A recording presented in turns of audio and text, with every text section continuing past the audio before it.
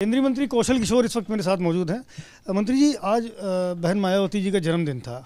इस मौके पे उन्होंने ये ऐलान किया है कि वो किसी भी गठबंधन में 2024 का चुनाव नहीं लड़ेंगी, अकेले जाएंगी। तो उनके इस फैसले से आपको क्या लगता है, कांग्रेस को झटका या बीजेपी का फ़ायदा? देखिए, बहुजन समाज पार्टी की वो मुखिया हैं और ये उनकी इच्छा पे निर्भर करता है और उनकी जो अपनी नीति है, संगठन की जो नीति है, ये उस पर निर्भर करता है कि वो क्या निर्णय लेंगी। ये उनका अपना पार्टी का व्यक्तिगत निर्णय है, खुद बहन मायावती जी का निर्णय है। जन्मदिन उनका है तो जन्मदिन पे तो मैं उन्हें बधाई देता हूँ और उनका अपना पॉलिटिकल निर्णय है। जैसा उनका निर्णय है उस निर्णय से सोच समझ करके लेने का काम किया है, क्योंकि वो ना तो एनडीए के गठबंधन में थी इसके पहले और ना INDIA इंडी अलायंस के गठबंधन में थी। तो हो सकता है कि विपक्ष उनको मनाने का प्रयास किया हो या उसमें लाने का प्रयास किया हो। इसके पहले भी वो गठबंधन में रही हैं, तो जिनके साथ गठबंधन में रही उन लोगों ने बहन मायावती जी को धोखा देने का काम करते रहे और उनको धोखा देने का काम करते रहे, तो जिसकी वजह से जो है वो अपना सोच समझ के निर्णय लिया होगा। तो जो निर्णय है उनका अपने हित को समझ करके, उन्होंने पार्टी के हित को समझ करके निर्णय लेने का काम किया होगा। तो इस पर मुझे कोई कमेंट नहीं करना है। वो ये भी कह रहे हैं कि जब भी वो गठबंधन करती हैं तो दूसरी पार्टी को तो फ़ायदा मिल जाता है, उनका वोट बैंक डाइवर्ट हो जाता है दूसरी पार्टी जो भी गठबंधन में शामिल दल होते हैं, लेकिन दूसरे दलों के जो वोट हैं, जो उनका काडर है, वो उनके साथ शिफ्ट नहीं होता। तो बीएसपी को हमेशा गठबंधन से नुकसान होता है। आप इस तर्क से सहमत हैं? अब ये तो उनका अपने वोटर के बारे में उन्हीं को ज़्यादा इस संबंध में अनुभव होगा और चूँकि ऐसा मेरा कोई साबका नहीं पड़ा कभी, तो इसलिए मैं इस पर कोई कमेंट नहीं करना चाहता। उन्होंने ये भी कहा है कि दलितों के साथ में छलावा हो रहा है, उनको मुफ्त राशन की योजनाएं दी जा रही हैं, जबकि मैं जब मुख्यमंत्री थी तो मैं उनको स्वरोजगार के लिए या रोजगार के लिए प्रेरित करती थी और उनके लिए उस तरह की योजनाएं चलाती थी। लेकिन अब उनको उनके साथ ठगी की जा रही है, उन्हें गुलाम बनाया जा रहा है। मोदी जी ने 80 करोड़ जनता को मुफ्त में राशन अगले 5 साल तक दे रहे हैं। पूरे देश में सभी को सौभाग्य योजना के तहत मुफ्त में बिजली का कनेक्शन दिया।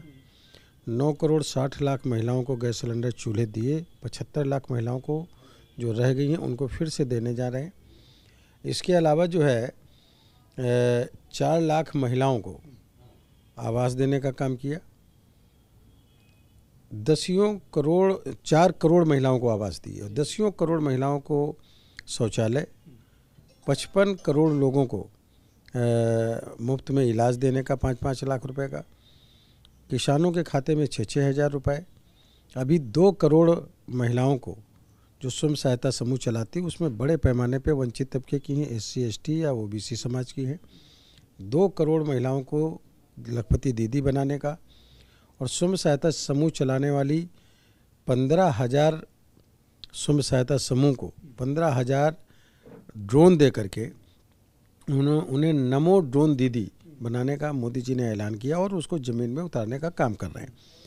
मैं समझ रहा हूँ उनका ये ब्लेम जो है वो गलत है और इस समय अगर सबसे ज़्यादा मोदी जी की योजनाओं का नंबर 1 पे किसी को फ़ायदा हुआ तो अनुसूचित जाति समाज का सबसे ज़्यादा फ़ायदा हुआ, दलित समाज का जिनको उन्होंने बताती हैं, पिछड़े वर्ग का, अल्पसंख्यक वर्ग का और अपर कास्ट के जो है जो गरीब तबके का आदमी है, सबका फ़ायदा हुआ। इसलिए मोदी जी ने 4 जातियों का नाम गिनाया। वो गरीब सभी जातियों में है, किसी में कम और ज़्यादा। तो गरीब, युवा वो भी सभी समाज में हैं, नौजवान, और किसान वो भी सभी समाज के लोग हैं, किसान और महिलाएं। इन 4 लोगों को उन्होंने माना कि ये 4 समाज हैं और इसमें जो हैं इन सब के करीब तबके के लोगों की मदद करने का काम करें। रामलला की प्राण प्रतिष्ठा का न्योता भी उनको मिला है, ये बात उन्होंने स्वीकार करी, लेकिन पार्टी के कामों में व्यस्तता के चलते वो वहाँ नहीं पहुँच पा रही हैं। लेकिन उन्होंने इस पूरे कार्यक्रम का, इस पूरे आयोजन का स्वागत किया है और अखिलेश यादव को गिरगिट बता दिया है।